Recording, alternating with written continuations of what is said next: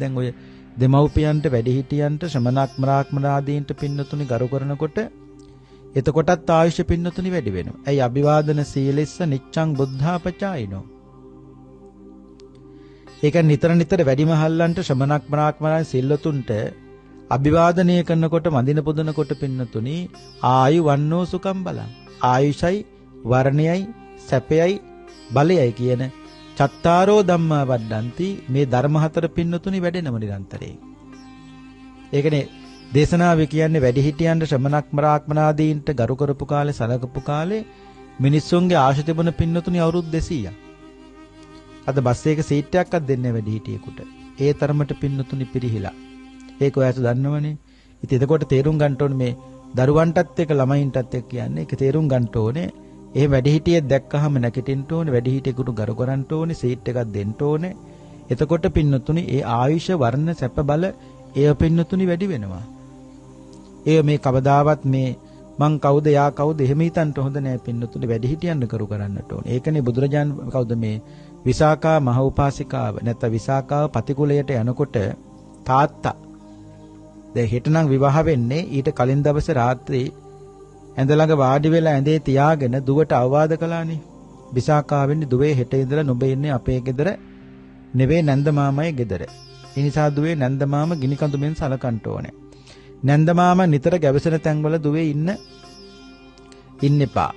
මොකද නැන්දයි මාමයි දකින්නකොට නැගිටින්න වෙනවා. ගියාට පස්සේ වාඩි වෙන්න වෙනවා. එතකොට මහා කරදරයන්නේ.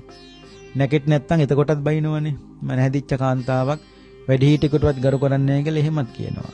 ඒ වගේ ලස්සන අවවාද 10ක් දීලා තමයි දුව පින්නතුනි පිටත් කරලා හැරියේ තාත්තා. ලස්සනයි මේක.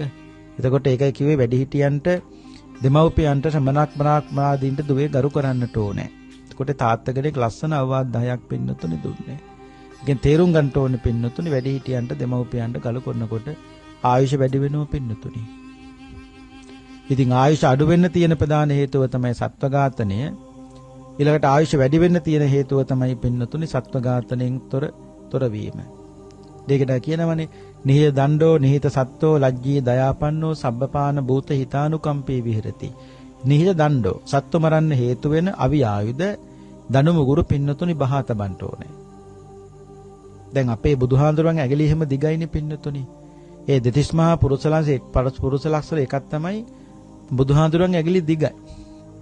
ඒ ඇඟිලි දිග උනේ සාංශාරික ජීවිතේ සත්තු මරන්න හේතු වෙන කිසිම ආයුධයක් අත මිටි මොලවල අරගෙන නැහැ. අපේ ඇඟිලි දිග නැහැනේ. අපි සංසාර ජීවිතවල සත්තු පානඝාත ඔය ඔක්කොම බඳඩු මුගුරු පාවිච්චි කරලා කැට කැබිලේ සතුන්ට ගහලා ගල් කැට වලින් ගහලා ඕව අරමේව කළා ඇති අපි ඕන තරම් සංසාරේ. නමුත් අපේ බුදුහාර ඇඟිලි දිගයි. ඒ කියන්නේ අර සත්තු මරන්න මොකක් හරි ගන්නකොට පින්නතුනි අත මිටි මොලවන්න එපා. එතකොට පින්නතුනි ඇඟිලි කුඩා වෙනවා. නමුත් ඇඟිලි දිග උනේ සත්තු මරන්න හේතුනේ කිසිම ආයුධයක් පාවිච්චි කළේ නැහැ. අපේ භාග්‍යවතුන් වහන්සේ